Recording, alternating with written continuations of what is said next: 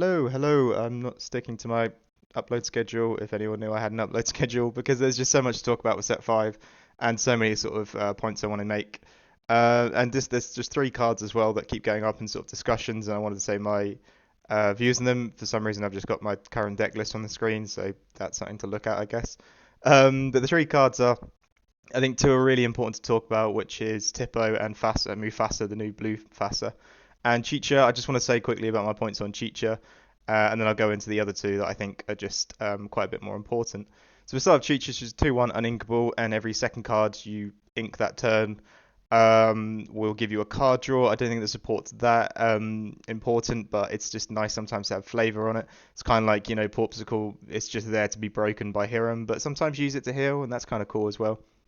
But overall, I think the card, I think it's quite nice that we got a lot more towards the ramp draw aspects of blue. They seem to be quite heavy on the item parts of blue. But yeah, I think this is really quite an interesting card. I mean, I don't think personally it works in the wheel version.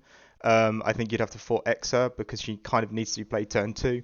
If you play her later on in the game, I think that's just like a bad spot to be playing her. So she needs to be played two, and then she needs to be benefiting you from the ramp that you do from three and onwards. But I think it's kind of cool. I've tested it in the no wheel version, which can be fairly slow because your turn two, we might want to be smeeing instead. We might want to be starting to pressure the board. So getting her out actually at an effective time is quite hard. You don't really want to exert her. You can make her sing one jump ahead, but do you really want to be doing that? Because then she's exerted. And on turn three, you should hopefully be ramping with a quill or something like that. But yeah, I think it's good to start approaching the game a bit differently, and I'm going to mention this with another one of the cards, or actually just all of these cards as well. We're at a point now where we have such a vast amount of cards. We've got a few sets in. We're at 5 sets, and then we'll be at 6 soon. Well, soon. It's like this set's not even out like 3 days. But yeah, we'll be closing in on 6 sets in 2 or 3 months. I don't know why I'm talking about set 6 so much here, but we can start to sort of abstractly look at the decks that we have that are popular. So in Blue Steel, it's very common to just run the Hiram, Whole New World, Dime, and just try win off that. But we have so many options now. We can build in things in different directions. I think it's quite hard to do that now with a limited amount of data and just massive amounts of games that we could play when we had Pixelborn. Because Pixelborn, you could just load up a Cheater Blue Steel deck, play tons, and then say that either worked or it didn't, and we can move on. But now we have to wait for sort of testing groups, people who have the time and want to go and test that at like competitive levels and can bring us that data forward. But yeah, I think more draw options that could pair with ramp is kind of interesting. I don't want to oversell this card, but I wouldn't be surprised if we see it sort of here and there. It might go the way of, does anyone remember the Grandma Tala let Floodborn in set 3 or 4, was it? It was a new approach to the deck. It was around the time we were trying to decide between Dime or that card. And, Dime sort of won in the end, but I think Chicha will be in that same category of, I think a lot of people believe in her and she's quite good. And I think we're going to see some interesting lists of her. But yeah, not overselling her, but I like that we have new approaches. We have ways to benefit our ramp on top of it. So on top of ramping, we could benefit with a card draw as well. So yeah, I think no wheel blue steel, red blue, very interesting card to look at. Tipo, I mean, that's like out of these three cards I'm going to mention, that's the only card that's actually in the list that I'm playing currently. I think it's really great. I think it's really versatile. Um, when you look at this, don't think I'm going turn one, poor hook, turn two, Tipo. Tipo, I usually do prescribe to turn three and still keep it there. I've just basically subbed out Mickey for this card because on turn three we can play it, Porp, and now we actually have about 11 cards that we could possibly be playing as well, from Fire the Cannons, Porpsicle, Captain Hook. I'd say we most likely want to be playing playing Porpsicle because hand economy of turn three we are losing ink card, play Tipo to ink another card, and then we're losing the Tipo as well, sorry, and then we're playing a card that's 4 cards out of hand, and my hand's actually quite thin at that point. So I only really do that and play like a Fire the Cannons if I know I'm going to recover from set up 5 cost, sing Whole New World, or set up a Hiram. But yeah, I think it's quite an interesting card. I say that I keep it subscribed to turn three, but I've played against some aggro decks where going Porp, Tipo, Hiram has also been good. Of course, you're 1 card down in your hand compared to what one jump ahead would do, but you get a 1/2 on board. It's not amazing, but it's just nice. I prefer my ramp to give me something as well. That's why I was never really a big fan of one jump ahead. It was just play it, have the ramp, pass turn. It's like here's a 1/2 on board. Not much you can do with it. It can get you some lore. It could like hit into some merfolks or something like that. So yeah, I just think it's a really good card for that. The uninkability as well of taking out those four uninkables from Mickey just like open my deck up a bit more. I mean, right now we're not having too much fun with that. We've basically just put four fire the cannons in there, but that's sort of the fear of this new hyper aggro that's coming around. So I think that could maybe be dropped down a bit.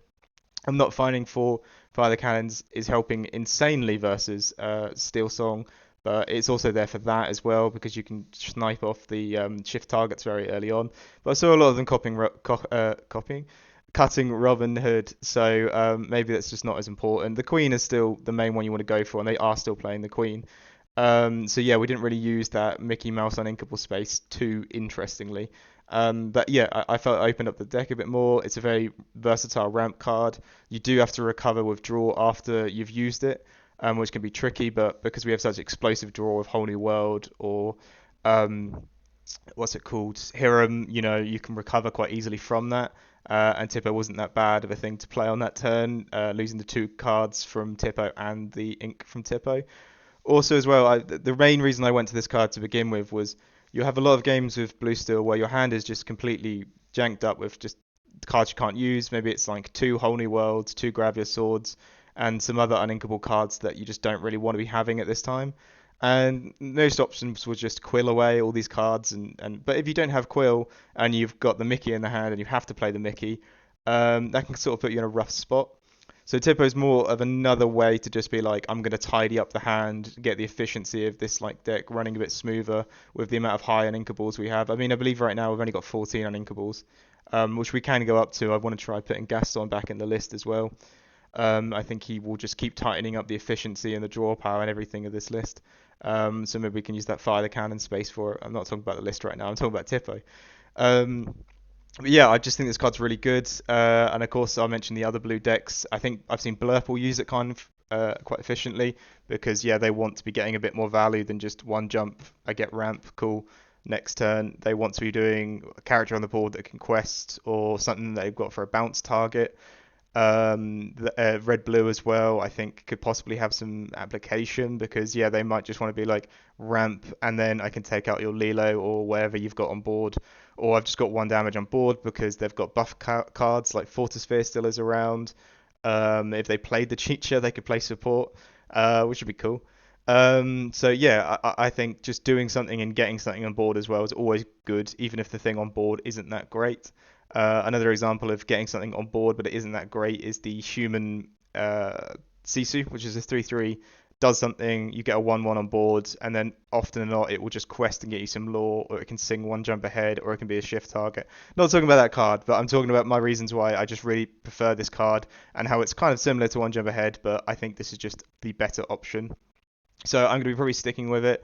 The only thing that's sort of scaring me away from playing Tipo is if this new version of, not new version, this current version of like yellow green discard and maybe even green steel discard with the Ursula Sing Sudden Chill.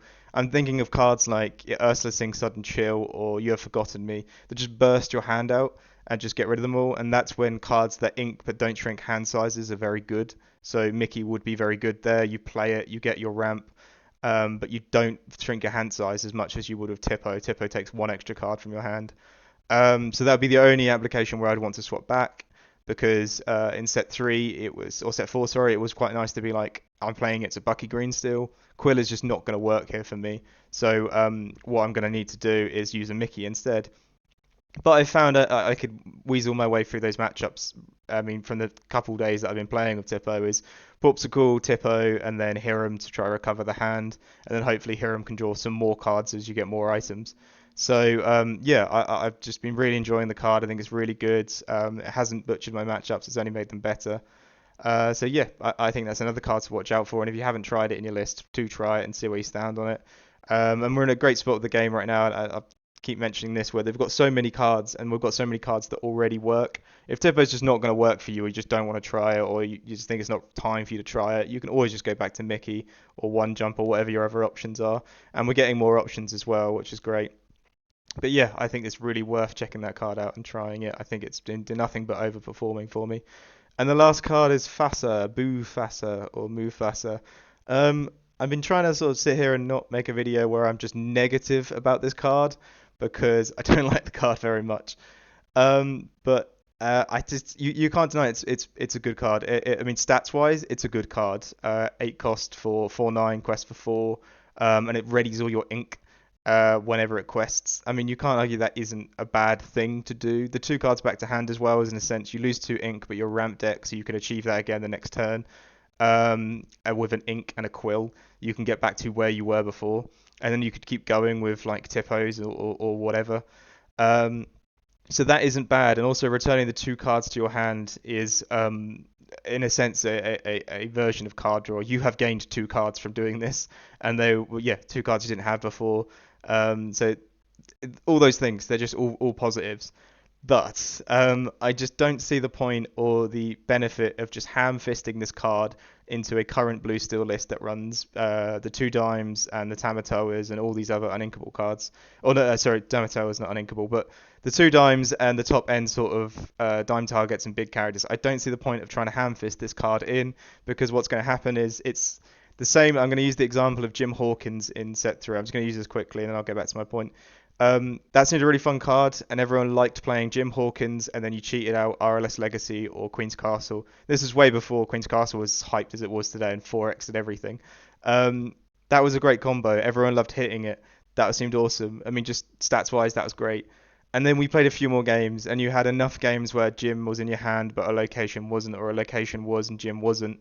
Um, and it just got so clunky that you just thought, why am I doing this?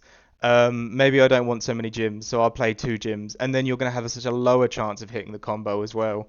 So it just got to the point where it's like, right, just cut gym, and then the location's still good by itself, so we'll just play the location.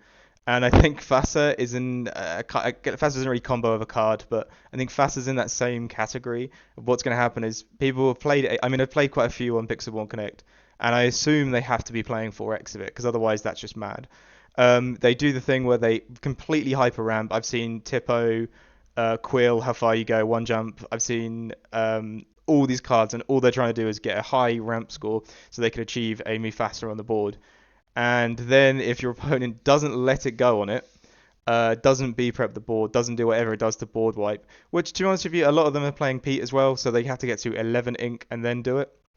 And then they get it on board, and then it dries, and then they have to hope that they, from the quest from this, from the 4 lore, and from resetting the ink, they can find the win con they need, which is kind of hard in my opinion because the cards don't unexert. So if you need to draw cards from Hiram, he will only do it once, no matter if your ink is unexerted or not. Dime will only tap once because Dime doesn't unexert. It's just I just don't love that too much. So what might happen is you might go, oh, I'm gonna try 1 or 2 of these on my list. And to be fair, I'm gonna assume the same we had with Jim Hawkins and locations. You're gonna have a handful of games where that catches someone out, and that is a really good play, and that's gonna win you a game. But the majority of your games is just not going to happen. It's going to be, oh, I just really wish I had an inkable like Tamatoa is. Let's be honest, Tamatoa, the majority of your time goes into your inkwell, and then if you're late game, you draw into one, you're like, here's a Tamatoa, and that's sort of why we've gone back to just playing a 4x of that card. So it's not like I draw early, ink it, and then I have no Tamatoas if you have 1 or 2. So you 4x it, it's inkable, it's ink for the matchups you don't need it, it's a win con for the matchups you do, like into RP and stuff. So I just think Tamatoa is just doing a better job than this. And to have, like I say, in my head, I'd have to play 4x of this to even get to attempt the value of the card. And then I'd have to be looking at my other uninkables because we'd be getting quite a high inkable count, even if we included the Tipo. I think Dime's not particularly amazing with this card as well. So I've seen a lot of decks, what they're doing is just cutting Dime and cutting that whole Dime thing. Which I'll admit, when you cut the Dime, you cut all Dime targets, so you can kind of create a new deck around this card. But yeah, I'm yet to see any great results from that. But I'm quite skeptical. I'm a player that loves to be proven wrong.